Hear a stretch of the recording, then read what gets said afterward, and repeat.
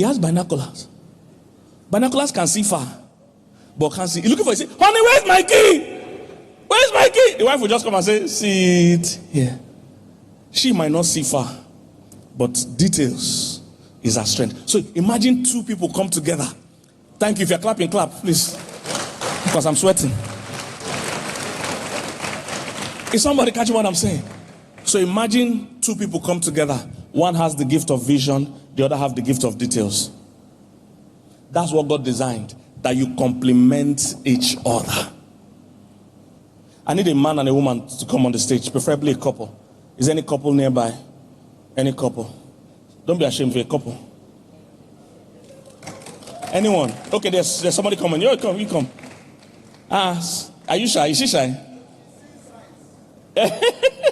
Come on the stage if you don't mind. Come on the stage.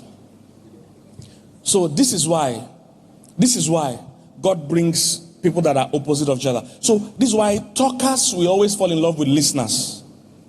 Two talkers can't like themselves. If two talkers go on a date, they'll come back and say, that I didn't even enjoy it. That guy just a talk. He didn't even ask me. Everything he asked me, he answered it by himself. He was talking too much. Two talkers can't like themselves. Talkers will always like listeners. People that are heavily driven will always marry people that are laid back.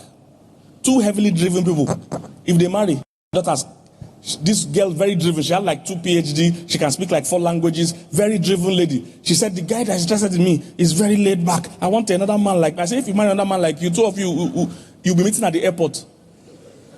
That we are the children. So I don't know. I'm going to have a meeting. You have a meeting. Two of you can't be heavily driven. There will be a problem. When you see most marriages divorce and break up, it's things like that happen. Two people with masculine energy have married. No one is submissive. A woman is generally agreeable. A man is generally aggressive.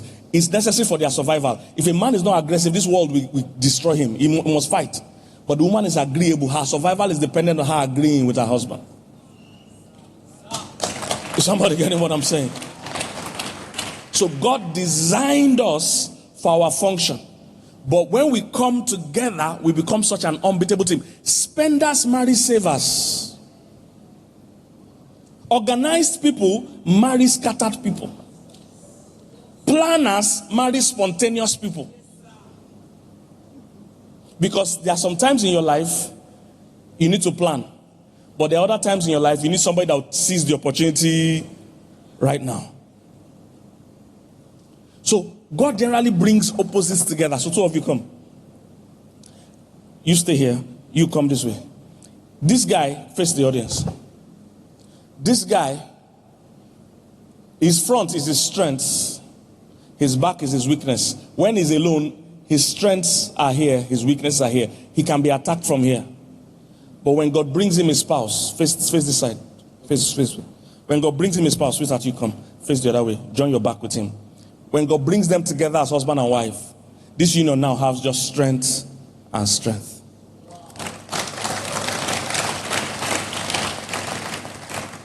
The weaknesses are still, they are being covered by a strength.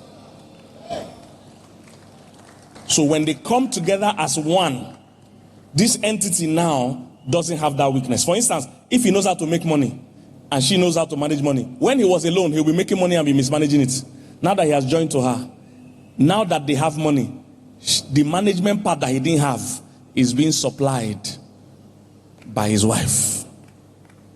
If you ask me any day, what has been one of my greatest secrets of success, I will tell you for free. It is the wife I married. I had dreams. I wanted to write books. All the books were in my mind till I married.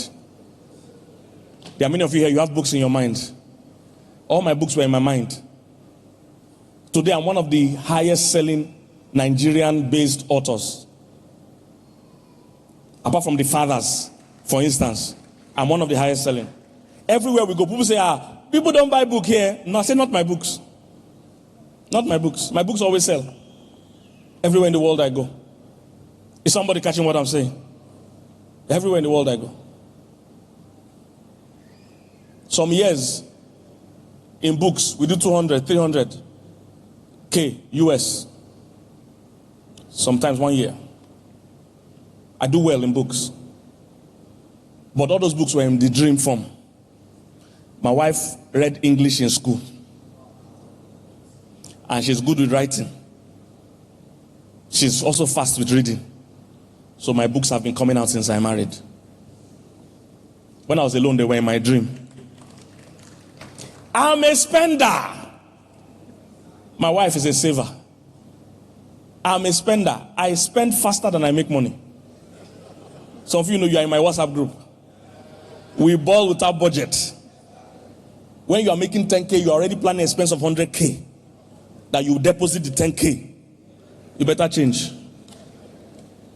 So that's how I was living. And you know, when you're not married, you will not know your finances. We have a program we're putting together for churches. Because pastors, I travel around the world, I discovered that a lot of churches are struggling financially. Because the members too are struggling financially. So we're putting together a package to train. We believe that every couple and every family can be rich. That's what we believe as a couple. Because we saw it happen in our own life. And we want to teach the principles God taught us. I'm the spender. And you won't know, everybody has a financial habit. Or a financial personality. You won't know you have it. Because when you are alone, you are the CEO, chairman, board of trustees, treasurer, secretary. So when you approve any spending, even if it's a useless spending, everybody will agree. Because you are the one signing for everybody. When you marry, you will start having to defend the expense. You want to buy a shoe. They say, what's wrong with your old shoe? Defend it. That's when you find that you have a wrong financial personality. I didn't know I had a horrible financial personality. I make money. Making money wasn't hard for me. Keeping it was the problem. So I'm a spender. My wife is a global saver. Saver. My wife doesn't spend any money. I've told Nigeria, stop borrowing from China. Borrow from my wife. No matter the scarcity going on, my wife has money. Those days when we got married newly, I would have finished all my money. I'll say, honey, I need money. She'll say, how much? I'll say 100K. She said, I have. I say, you have money in this house? I thought we were finished all the money. She has. Next day, the same thing. Next week, I said, how do you always have money? Savers price everything they don't buy. Have you met savers before? They say, how much is this in? 15,000. I say, thank you. They will never buy. They save all their money. So one time, I was almost becoming 40. Still making a lot of money, but never keeping it. Always broke. My wife said, this guy is going to be 40 soon. I don't want him to retire or get to his later years and not have anything saved. Don't you notice in Nigeria, whenever entertainment people or whatever that used to reign one time, when they are sick, they come and beg for public funds. It's mismanagement. I want to get some people to come and do seminars for them. It's mismanagement. Because you won't reign forever. So, she said, this guy is becoming 40 soon.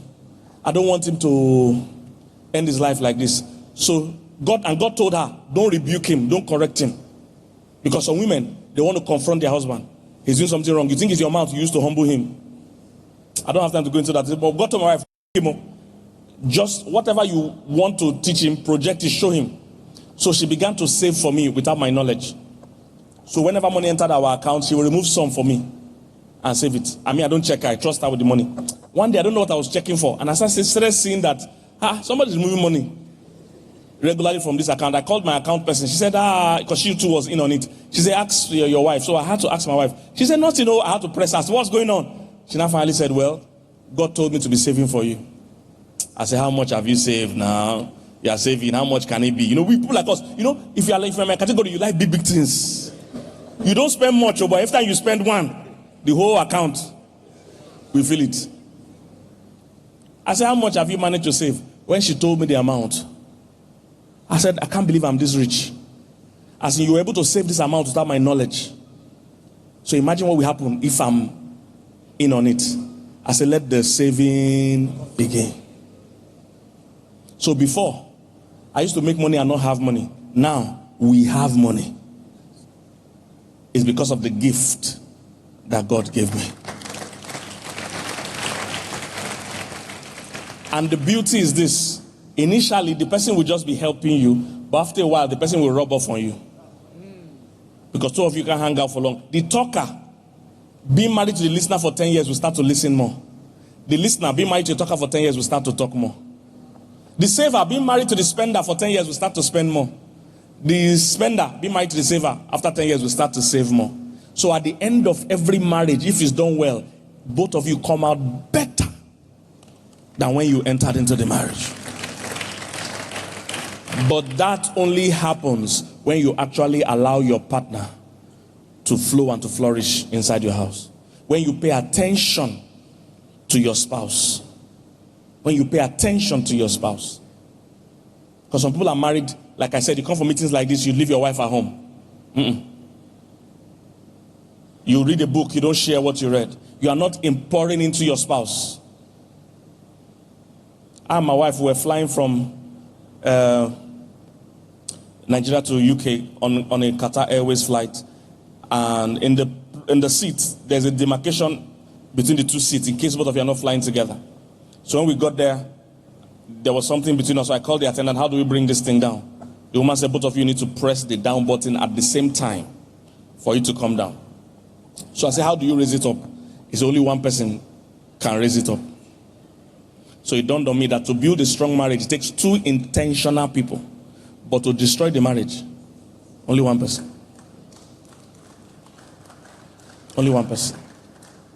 What am I saying? If you guys are going to build a solid marriage, both of you must intentionally work on it. There are 6 other points, but I've already exceeded my time. But marrying right and marrying the right way will definitely impact your business and your ministry. Come on, give the